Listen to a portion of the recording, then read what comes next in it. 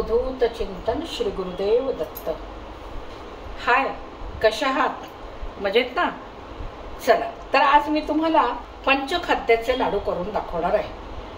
गणपती आले जवळ, त्यासाठी नवनवीन खाद्यपदार्थ, तर असे पंचखाद्याचे लाडू आज मी तुम्हाला करून दाखवणार आहे। त्यासाठी काय काय साहित्य लागते ते आपण आधी बघू। आपल्याला आता त्या पंचखाद्याच्या लाडवासाठी लागणार आहे हे सुकं खोबरं, बेदाणे, खसखस, खारीक पावडर, थोडे बारीक तुकडे केलेले काजू, पिठी साखर आणि बाइंडिंगसाठी आपल्याला थोडंसं डाळीचं पीठ लागणार आहे आणि गाईचं तूप, साजूक तूप हेही लागणार आहे। तर चला आपण सुरुवात करूया। हा पॅन जरा गरम झाला की आपल्याला ह्याच्यामध्ये सुकं खोबरं भाजून घ्यायचं आहे।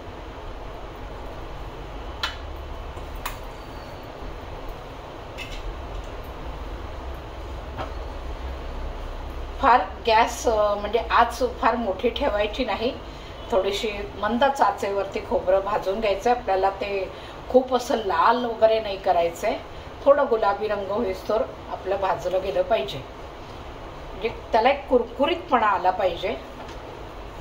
हे आपलं खोबरं आता भाजून झालेलं आहे, ते आपल्याला आता बाजूला काढून ठेवायचंय। हे बघा, इतपत असं भाजायचंय, फार भाजायचं नाही। आता मी याला बाजूला काढून ठेवते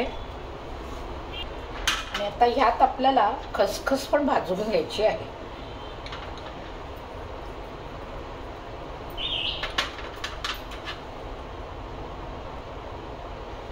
खसखस झाली आपली, यालाही काढून घेते आता मी। आता थोडी खारीक भाजून घ्यायची। खारीक मध्ये कसं थोडंसं ओलसरपणा जर असला तर तो जरा निघून जाईल, म्हणून आपल्याला थोडंसं गरम करून घ्यायची, म्हणजे पूर्ण भाजायची नाही। थोडीशी गरम झाली की ती जरा खमंग पण लागते छान, म्हणून थोडीशी भाजून घ्यायची।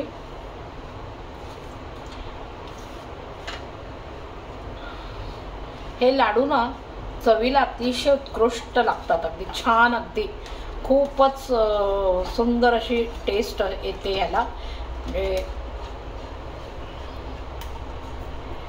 खारीक पण झाली आपली, खारीकही काढते आता। आता आपल्याला इथे पॅन मध्ये थोडं तूप घालायचंय आणि ते डाळीचं पीठ जे म्हटलं ना मी, ते त्यालाही भाजून घ्यावं लागेल आपल्याला। तर थोडं तुपावर ते छान भाजून घ्यायचं। डाळीचं पीठ घातलं ना की थोडंसं आपल्याला बाइंडिंग येईल, म्हणजे वळताना आपल्याला सोपं जाईल, म्हणून थोडंसं बाइंडिंगसाठी आपल्याला डाळीच्या पिठाचा वापर करावा लागतो। खूप छान लागतात, तुम्ही करून बघा। आता हे आपल्याला डाळीचं पीठ आहे ते अगदी पण जसं लाडवासाठी जसं भाजतो ना छान, तसं मंद आचेवरती छान थोडंसं गुलाबी रंग होईस्तोवर छान भाजून घ्यायचंय। पीठ असं कच्चं राहायला नको, थोडंसं तूप लागलं अजून तरी घालता येईल। तूप असं बेताबेतानीच घालायचं, फार नको तूप त्याच्यात व्हायला।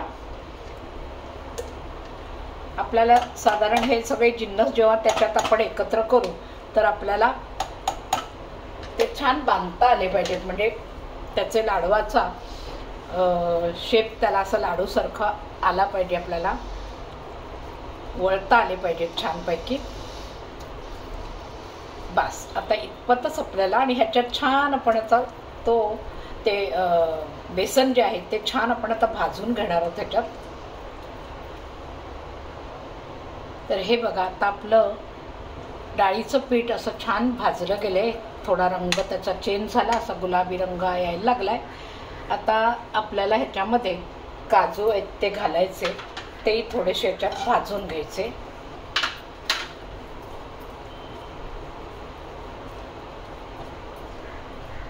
आणि बेदाणे पण घालायचे।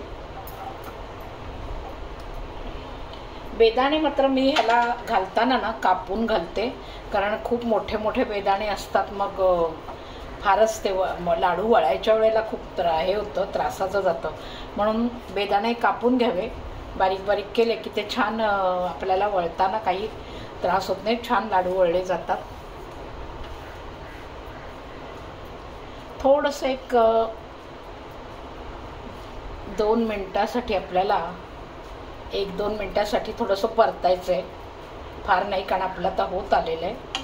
आणि नेहमी एक लक्षात ठेवा की डाळीचं पीठ आहे ना, हे छान भाजलं ना तुम्ही, अगदी छान व्यवस्थित असं गुलाबी रंग होईस्तोवर भाजून घ्यायचं छान, आणि मग त्याचेच लाडू बनवायचे. थोडं जरी कच्चं पीठ राहिलं ना की आपल्या घशाला म्हणजे खाताना आपल्या आटळ्याला ते चिकटतं.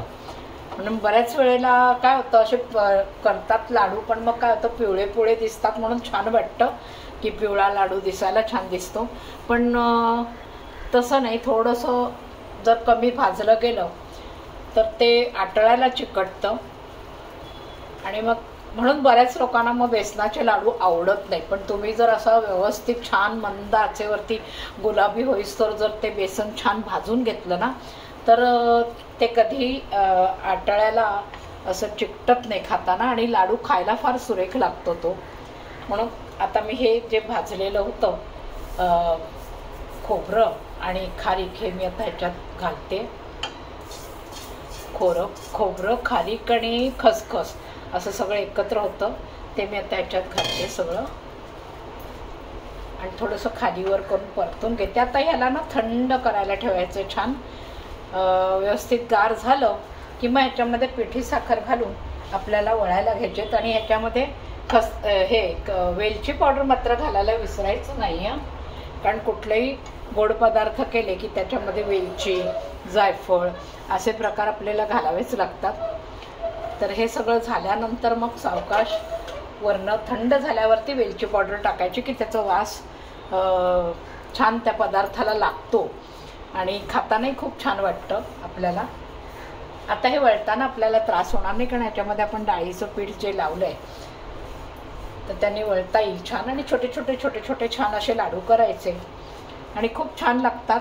तुम्ही पण करून बघा कसे होतात ते. आता हे गार झाल्यावर मी दाखवते तुम्हाला कसे वळले जातात छान ते. तर बघा आता आपले हे झालेले तयार सारण.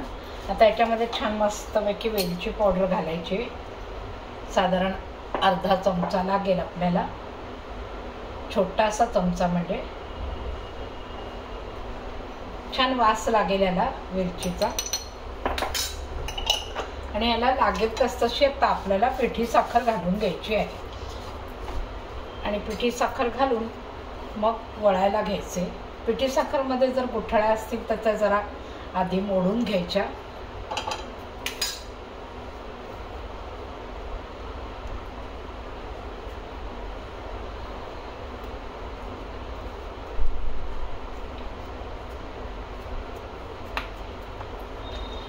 बघायचं तर आपल्याला किती पिठी साखर लागते ती, फार अगदी भरपूर प्रमाणात घालायची नाही, जसं जशी लागेल तसं आपल्याला, म्हणजे गोडपणा कसा येतोय त्या पद्धतीने. फार लागत नाही, कारण खारीकही गोड असते, बेदाणे गोड असतात, त्यामुळे पिठी साखर कमीच लागते. ते झाले आता छान. त्याला मी हातानेच सारखं करते. छान थंड झालेलं आहे, हाताने मळायला हरकत नाही. तर हे आता आपले बघा कसे सारखे झाले हे सगळं मिश्रण. हे व्यवस्थित असं सारखं करून घ्यायचं, आणि साधारण असं हे बघा असं असं बांधलं गेलं पाहिजे छान, इतपत छान आपल्याला मळून घ्यायचं आहे जरा व्यवस्थित.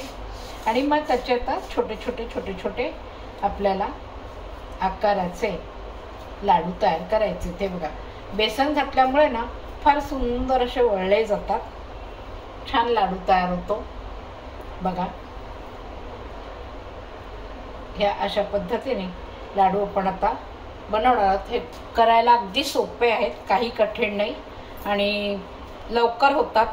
सगळ्यांना आवडतात खायला, अगदी लहानांपासून मोठ्यांपर्यंत सगळ्यांना आवडतात. त्यामुळे तुम्ही बघा करून कसे वाटतात, आणि मला कमेंट्स बॉक्समध्ये नक्की कळवा. आणि त्यासाठी सबस्क्राईब करा, शेअर करा, लाईक करा, जेणेकरून नवनवीन माझे व्हिडिओ अजून लोकांपर्यंत पोहोचतील. चला तर आपण भेटूया पुन्हा. बाय.